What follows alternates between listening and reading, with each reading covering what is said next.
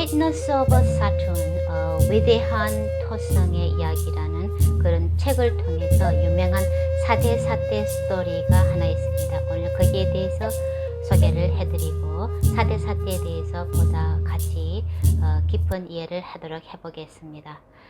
자, 아주 오랜 옛날 고대 인도에 우제니 왕국이 있었습니다. 그 우제니 도시에 아주 정의롭고 영웅인 그런 왕 비크라마 왕이 살고 있었는데요.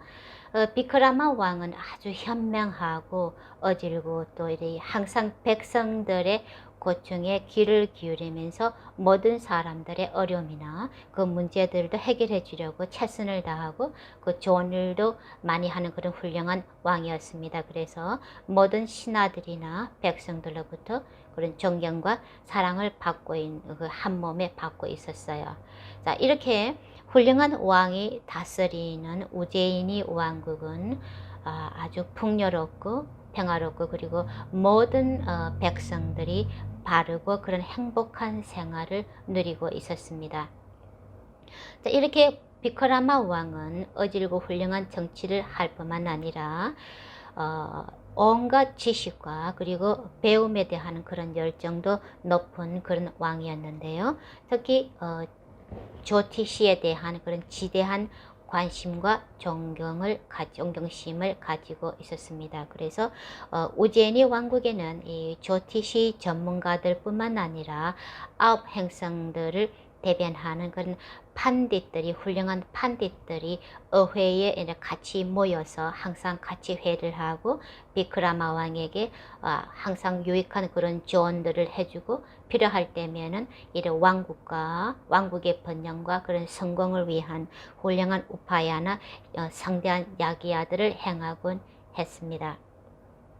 자, 그런데 어느 날 하루는 연희 때와 같이 이 비크라마 왕은 신하들과 판디들이 모두 모여 있는 그런 회의장에서 의회에서 회를 주최하다가 문득 9 행성들 중에서 어느 행성이 가장 최상이고 최악인지 그런 힘겨루기를 하고 싶은 그런 생각이 문득 들게 되었어요. 그래서 태양부터 시작해서 케투까지 이 각 9 행성들을 대변하는 이 판디들이 이 차례대로 돌아가면서 해당 행성에 대한 그런 좋은 점이나 파워, 강점, 약점들에 대한 그런 변론들을 하게 만들었습니다. 그래서 각자가 돌아가면서 하는 그런 변론들을 다 들어본 후에 이제 최종 결론, 최종 판단은 이 비크라마 왕이 내리게 되어 있었던 거죠. 자, 그렇게 해서 9 판디들이 돌아가면서 이 9 행성들에 대한 그런 스토리를 얘기하기 시작합니다. 그래서 이러한 9 판디들이 나열한 그런 9 행성들에 대한 변론들 중에서 이 행성들의 탄생 신화만 그 부분만은 제가 발췌를 해서 이 번역을 해서 이미 입문서 1권을 통해서 소개해 드린 바 있습니다. 자, 그렇게 해서 이렇게 판디들이 차례대로 돌아가면서 하는 그런 9 행성들에 대한 스토리들과 변론들을 듣는 동안에 이 비크라마 왕은 특히 이 토성에 가진 그런 극도의 잔인함과 그리고 잔인함에 대한 그런 생각을 떨쳐버릴 수가 없었어요. 그래서 마침내 모든 판디들이 이 모든 변론을 마치고 누가 가장 훌륭한 행성인지 혹은 최악의 행성인지 하는 그런 판단을 내려야 하는 그런 시점에 이르게 되었는데 그 시점이 되자 비크라마 왕이 얼떨결에 무심코 내뱉었어요. 토성처럼 눈에 정오가 가득한 아들을 가질 바에야 차라리 자식이 아예 없는 것이 더 낫다. 토성은 자기 아버지조차도 그렇게 괴롭혔는데 다른 어느 누구를 봐줄 수 있겠는가 하는 그런 말을 무심결에 내뱉게 되었어요. 자, 그런데 하필이면 그때 이 토성이 하늘에서 마차를 타고 우제니 왕국 위를 지나가고 있다가 이 비크라마 왕이 하는 그런 말을 듣게 되었던 거죠. 자, 그러자 토승은 가던 길을 멈추고 마차를 멈추고 내려서 이 모든 신하들과 반딧들, 그렇게 비크라마 왕이 모여 있던 그 우제니 왕국의 어전에 들어섰어요. 자, 갑자기 토승이 어전에 들었으니까 아주 큰 키에 마른 몸을 하고 절름거리는 다리를 가지고 아주 어두운 표정으로 예리한 눈빛을 뿜어내는 그런 무시무시한 모습의 토성이 들었으니까 모두들 깜짝 놀라서 이 비크라마 왕을 포함한 모든 사람들이 이 두려움에 벌벌 떨면서 몸을 바닥에 엎드린 채 이렇게 벌벌 떨고 있었어요. 자, 비크라마 왕은 자신이 얼떨결에 저지른 실수를 깨닫고 잘못을 빌었지만은 이미 때는 늦었어요.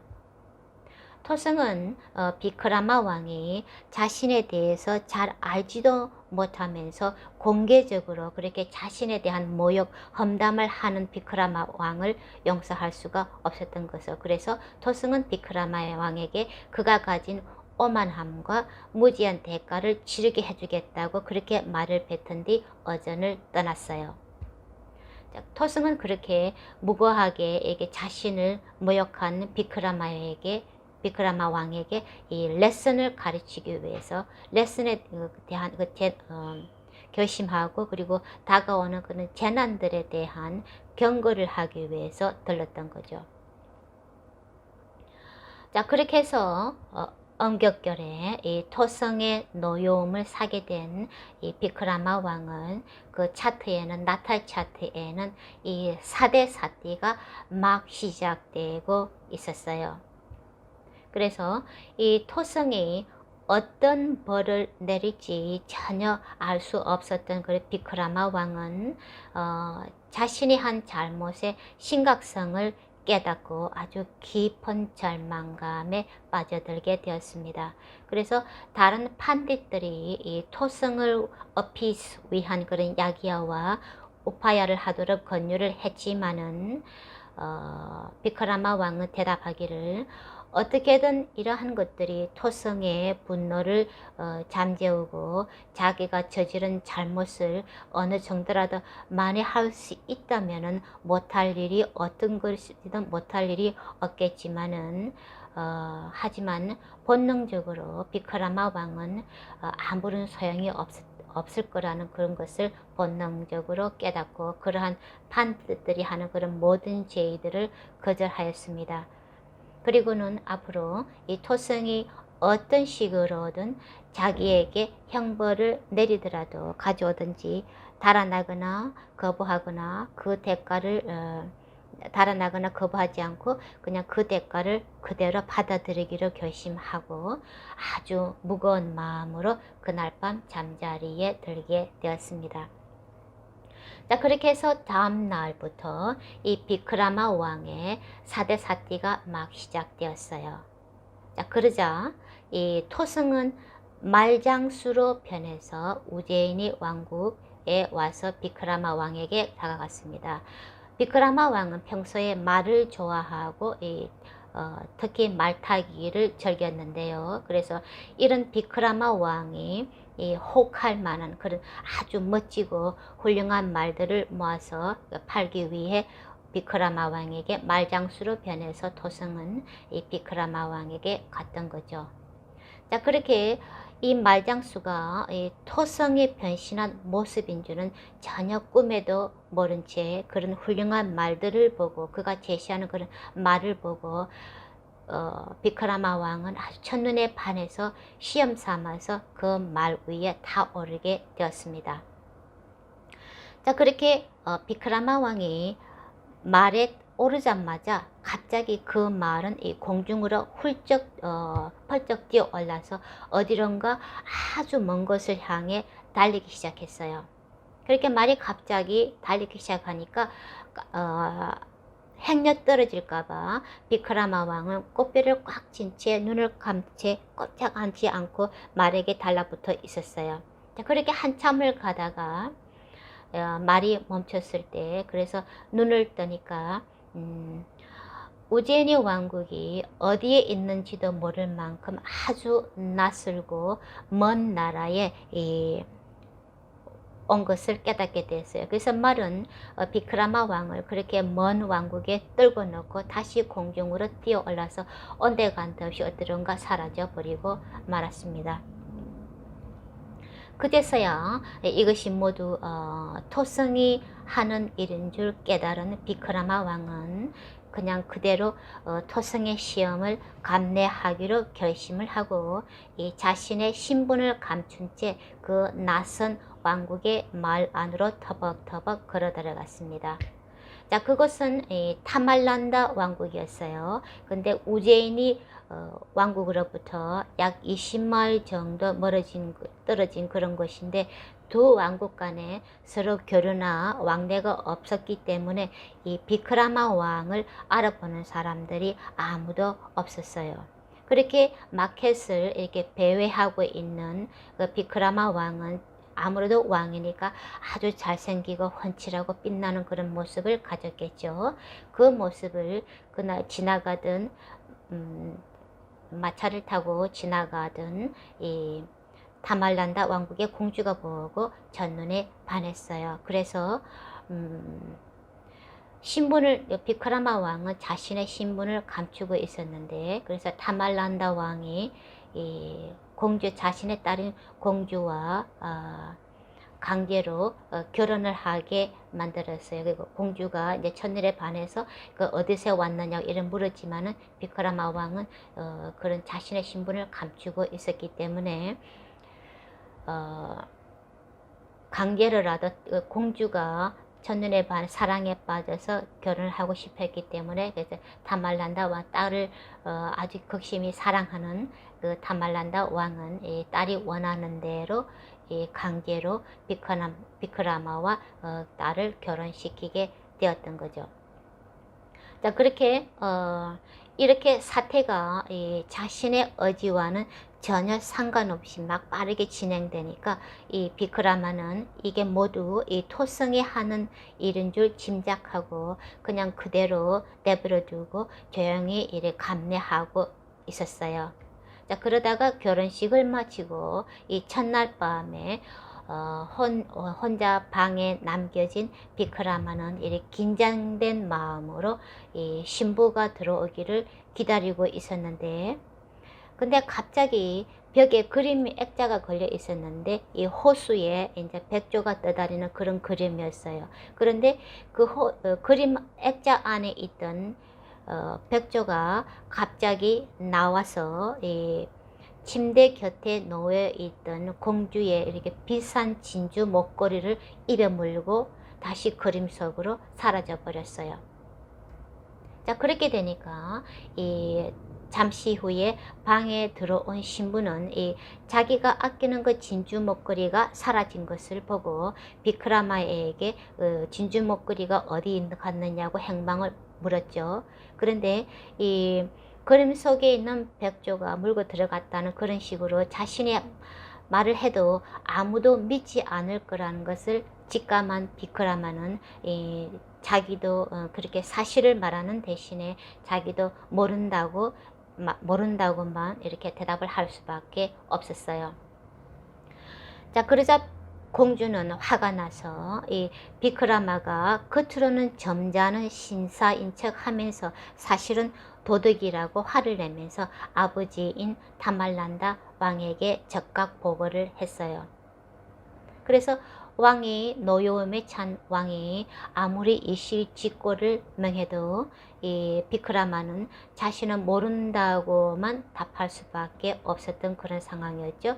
그래서 마침내 비크라마는 이 진주 목걸이 도둑으로 몰려서 이 팔다리가 잘려나가는 그런 형벌을 당하고 그리고 이 타말란다 왕국 밖에 벌판에 내던져지게 되었어요. 그래서 타말란다 왕이 사람들에게 명하기를 누구도 비크라마를 이 도둑을 도우는 사람은 아주 중한 형벌을 받게 될 거라고 그런 경고를 내렸죠. 그래서 벌판에서 팔다리가 사지가 잘려진 채 그렇게 죽어가고 있던 비크라마를 어떤 방앗간 주인이 불쌍하게 여기고 남몰래 밤에 이렇게 거두어서 자기 방앗간으로 들어와서 이렇게 간호를 했어요. 그래서 정신을 그렇게 간호를 하면서 어느 정도 이제 비크라마 왕이 몸을 추스르게 되니까, 그렇게 비크라마 왕은 그때부터 이제 그 방앗간에 남몰래 숨어 살면서 이제 끼니를 얻어먹는 대신에 자기의 몸을 이용해서 이 방앗간에서 이 방아를 찧으면서 곡식을 가는 일을 하면서 그렇게 7년 반 세월을 지나가기를 기다렸습니다. 자, 한편으로 왕이 하루아침에 사라진 우제인이 왕국에서는 이 왕을 찾기 위해서 사방으로 수소문하고 있었어요. 그렇지만은 이렇게 멀리 떨어진 왕국에서 방앗간에서 사지가 잘려나간 채 이 방앗간에서 방아를 찌개면서 빌어먹고 있는 도둑이 비크라마 왕일 거라고는 어느 누구도 짐작을 할 수가 없었죠. 자, 그렇게 해서 이렇게 방앗간에서 방아를 찍으면서 7년 반 세월을 7년 반이란 세월을 숨어 지내는 동안 이 비크라마는 한 번도 자신이 이 과거에 누리던 그런 부와 영광, 파워 등에 대한 그런 아쉬움을 느끼거나 혹은 이렇게 토성이 내리는 이렇게 지독한 형벌에 대해서 억울함을 느끼지도 않았어요. 오히려 과거에 자신의 가진 그런 오만함과 경거망동 부족한 그런 행동들을 모두 되돌아보면서 진정으로 자신을 회개하는 그런 뉘우치는 시간으로 만들었습니다. 자, 그렇게 해서 7년 반이라는 시간의 마지막 날이 되자 이 비크라마 왕의 이렇게 진심 어린 그런 반성과 고행에 감복한 토성이 다시 비크라마 왕 앞에 나타나서 분을 물었어요. 소원이 뭐냐? 분을 물었어요. 자, 그렇게 되니까 비크라마는 자신 앞에 다시 7년 반 만에 다시 나타난 토성에게 자신의 왕국이나 사지를 정상적으로 되돌려 달라고 바라는 대신에 전혀 다른 구원은 소원 분을 빌었어요. 앞으로는 자신이 받은 그런 형벌만큼 지독한 토성의 시험을 그 누구도 받지 않을 수 있게 해달라고 토성에게 빌었습니다. 자, 그러한 비크라마의 순수하고 진심 어린 그런 바람에 감동을 받은 토성은 비크라마를 다시 예전처럼 환하고 잘생긴 모습으로 되돌려 놓았을 뿐만 아니라 이 공주의 진주 목걸이도 다시 제자리에 돌려놓았습니다. 자, 그리고 타말란다 왕에게 자신의 신분을 밝힌 비크라마는 이제 그동안 말 못했던 그런 사연들을 들려주게 되었습니다. 그렇게 비크라마 왕에게 잘못된 도둑의 누명을 씌워서 잘못된 징벌을 내린 타말란다 왕국의 왕은 사죄하는 뜻으로 온갖 보물을 내리고 함께 공주를 아내로 맞이하게 부탁을 했습니다. 그렇게 해서 이제 비크라마 왕은 다시 정상적으로 회복해서 아내를 데리고 타말란다 왕이 내린 귀한 보물들을 데리고 또한 그동안 자신을 도와준 그 방앗간 주인의 딸도 같이 아내로 맞이해서 우제인이 왕국으로 화려하게 돌아갈 수 있었습니다. 그렇게 해서 비크라마 왕은 이후에 우제인이 왕국을 더욱더 지혜롭고 정의롭게 잘 다스리면서 오랜 영광과 그런 번영을 누릴 수 있게 되었다는 그런 스토리인데요. 자, 이러한 비크라마 왕의 스토리로 인해서 4대 사티는 인도 점상학 문화에서 아주 두려운 그런 재난의 시기라는 그런 잘못된 평판을 굳히게 되었습니다. 모든 사람들이 사대사띠를 마치 저승사자처럼 그렇게 꺼려하고 해피하고 그래 무수하게 되었던 그런 계기가 되었던 거죠. 자, 사대사띠는 옛날에 우리가 출생날이나 시간을 정확하게 잘 모르던 그런 시절에 그저 달의 위치에 기준을 해서 사용되던 방법입니다. 달이 한 개의 라시를 약 이틀 조금 넘게 머물게 되죠. 그래서 하루 정도 생일이나 이런 시간이 하루 이틀 정도 오차가 있어도 사대사띠가 바르게 적용될 수 있기 때문에 사용되던 그런 방식입니다. 그렇지만 실제적으로 이러한 사대사띠가 가진 그런 부정적인 효과는 그다지 잘 나타나지 않는 경우가 많습니다. 오히려 사대사띠 동안 이 토성의 파워가 늘어나서 이 토성이 상징하는 그런 노력이나 집중력이나 그 책임 업무들을 더욱 효과적으로 활용하게 되어서 그만큼 지위나 이름, 부 등이 늘어나고 더 잘 되는 경우가 오히려 더 많이 볼 수 있습니다. 하지만 달은 우리의 마음, 감정 등을 상징하기 때문에 이렇게 사대사띠가 일어나는 동안 그만큼 늘어나는 책임감이나 스트레스 등으로 인해서 육체가 많이 피곤하거나 혹은 감정적으로 그래 압박감이나 스트레스 중압감을 많이 느끼게 되는 그런 시기가 되는 것은 사실입니다. 그렇지만은 사대사띠를 통해서 그만큼 우리가 가진 그런 감정적인 깊이도 깊어지고 삶을 바라보는 시각도 넓어지고 그리고 인격적으로도 성숙도가 훌쩍 성숙하게 되는 그런 시기가 바로 사대사띠입니다. 그래서 이 사대사띠는 평생에 약 많아봐야 2번, 3번 정도 올 수가 있는데요. 만약에 나탈 차트에서 토성이 달과 가까이 있는 사람은 어릴 때 사대사띠를 한번 일찍 겪게 돼요. 그러다가 살면서 2번 정도 사대사띠를 겪게 되고요. 그렇지 않은 경우에는 평균적으로 사람들은 인생에 2번 정도 사대사띠를 지나게 됩니다. 그래서 이러한 토성의 리턴이나 사툰 리턴이나 혹은 사대사띠 효과가 나타나는 경우는 이게 나쁜 쪽으로 나타나는 경우는 이 토성이 나쁜 라시타리에 있을 때만 해당이 됩니다.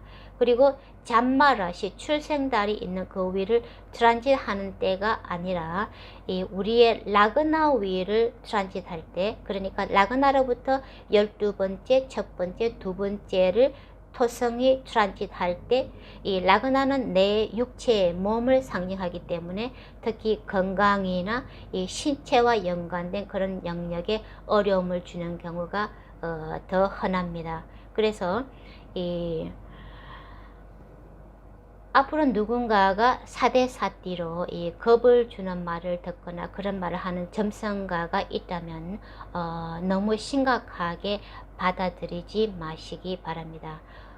만약에 그런 사대사띠 시기가 오면은 오히려 더 집중적으로 노력을 기울이고 이 건설적으로 행동하면서 우리들 삶에 보다 큰 열매를 거두기 위한 그런 발판을 닦는 시기인 것을 가슴에 새기시면 좋겠어요.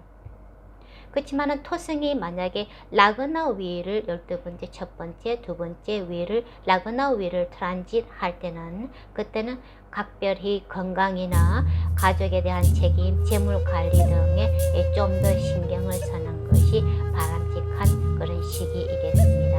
자, 그렇게 해서 토성의 주기와 사대사띠에 대해서 소개를 해드렸습니다.